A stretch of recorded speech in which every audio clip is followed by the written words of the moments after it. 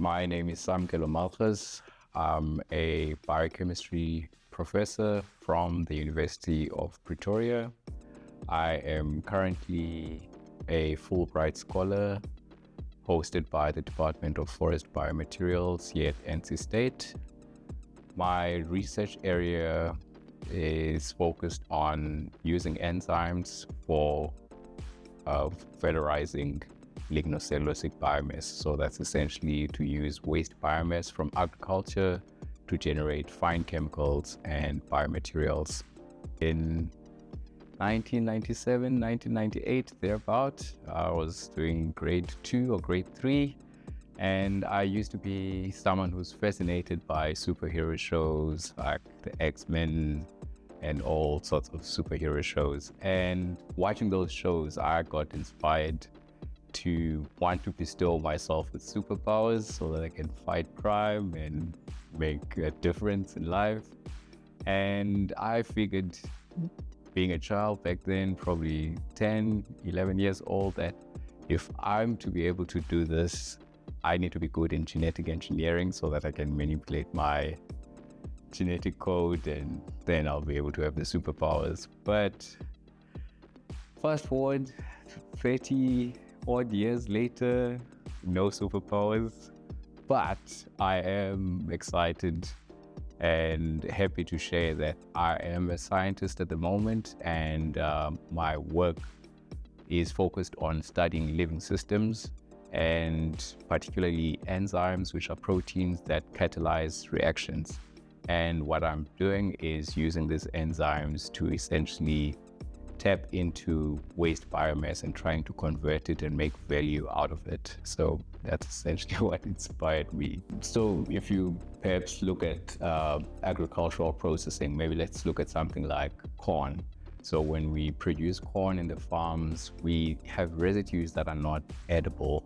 So what we are looking at is then using the enzymes to break down the structures of those residues that are destined to be waste, and trying to generate value-added products out of them. So this can be fermentable sugars that can be used to generate fuels, and also other products such as artificial sweeteners and prebiotics, and also smart polymers. I've got 2 projects that I'm working on currently. Both projects involve the use of solvents. You can tweak the properties of these solvents to essentially yield whatever properties you want. When you mix them together, they generate this new solvent that has properties that no other solvent that you find in nature would have. So what I use these solvents for are the following. So in one of the projects, I'm looking at textiles, and we are trying to find ways to recycle fabrics.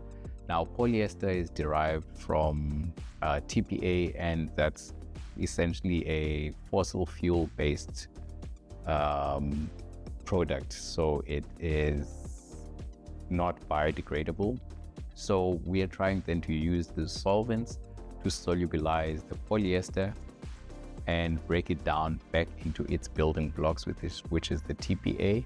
And those building blocks can then be reused perhaps to make other polyester-based or TPA-based products, while the cotton that is left unchanged can then be reused again as well in other new textiles. And then the second project that I'm working on is looking at softwoods. Both South Africa and the USA have a lot of softwoods. We are trying to peel off the lignin. Now the lignin is also a polyphenolic polymer, and it sort of hampers the enzymes from reaching the sugars that make up the plant material, so the cellulose and the hemicellulose. And it's those very same sugars that we want to essentially convert into the various chemicals I was talking about, such as bioethanol and artificial sweeteners. So these deep eutectic solvents have been shown to be able to also dissolve the lignin, allowing the enzymes to access the carbohydrates so that they can break those down into the sugars that we can then ferment into various fine chemicals. We can take waste residues and convert them into something meaningful. So that's very powerful for me, because we are not tapping into other resources that are essentially non-replenishable, such as fossil fuels, but we're essentially working with what we have already generated from other processes. So that essentially closes a loop in terms of how we are responsibly using resources that we have that are provided by nature. So I also get involved in community engagement, be that engaging with local communities surrounding the university and also other research institutions and other universities. In South Africa, we've got what we call the ESCOM Expo. So this is a high schools expo where all the schools from across the country come in and the students present some inventions that they've put together. I always enjoy creating those projects. Research priorities that we have in our field in South Africa currently, I would say, include scaling up the technologies that we are working on at a lab scale and demonstrating that they are commercially viable. At the moment, there's a huge chasm between industry and academia in the country, and filling that space and having the right technical expertise to match an academic with an industry partner that can allow them to scale up their technologies is still a bit of a challenge. Fortunately for me, coming to NC State through this Fulbright program has allowed me to tap into this knowledge system that the US has.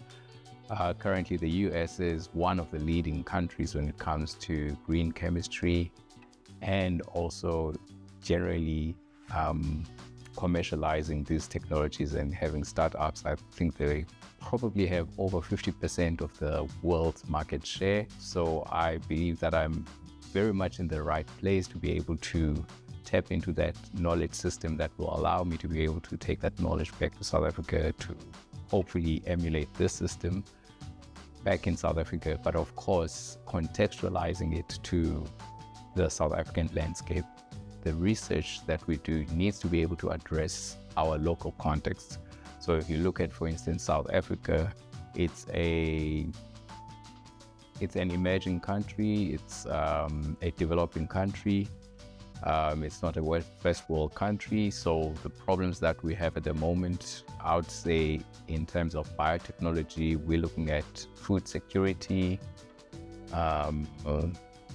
pollution, and health. Therefore, when we are looking at technologies, we want technologies that are scalable and that also match our economic output and where we are being an emerging country, so developing country. So these technologies ought to be affordable so that they can be scalable. The type of research that I'm doing in the University of Pretoria has been more of basic science, where it's more hypothesis driven, and the Fulbright program has now then allowed me an opportunity to allow that research to be more on the translational side of things, where we can then scale up.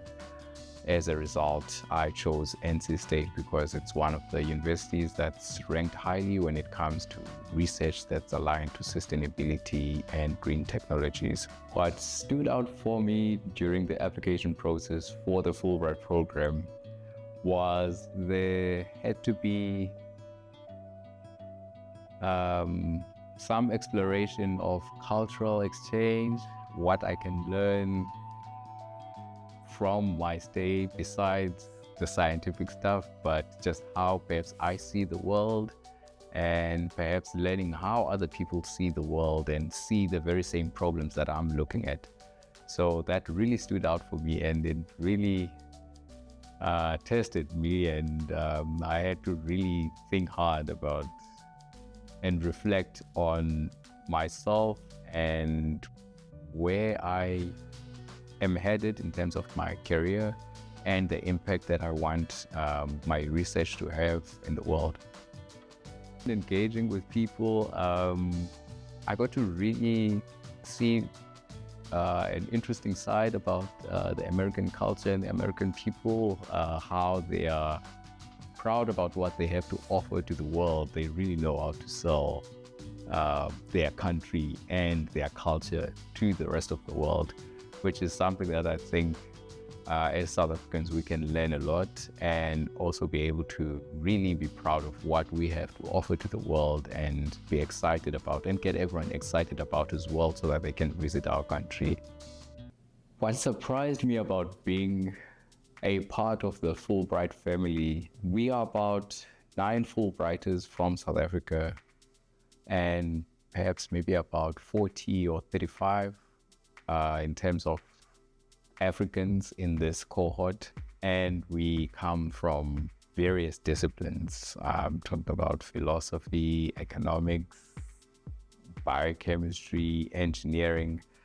But what is sort of a glue for all of us is just the passion for pursuing knowledge and essentially wanting to learn about how people in different parts of the world live. Dr. Richard Vendetti is my host.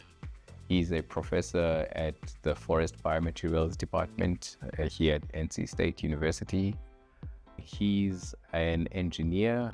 Collaboration between us is very interdisciplinary, I would say, in a really good and exciting way for me, because I get to see how engineers think from a processing and industrial perspective, while I bring about the biological systems perspective to sort of answering the same question. So we look at the same question, but we see it from different lenses.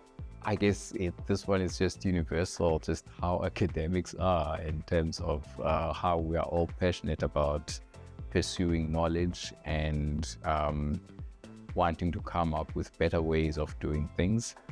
Yes, I would say that's essentially a global phenomenon when it comes to academics. So as an academic that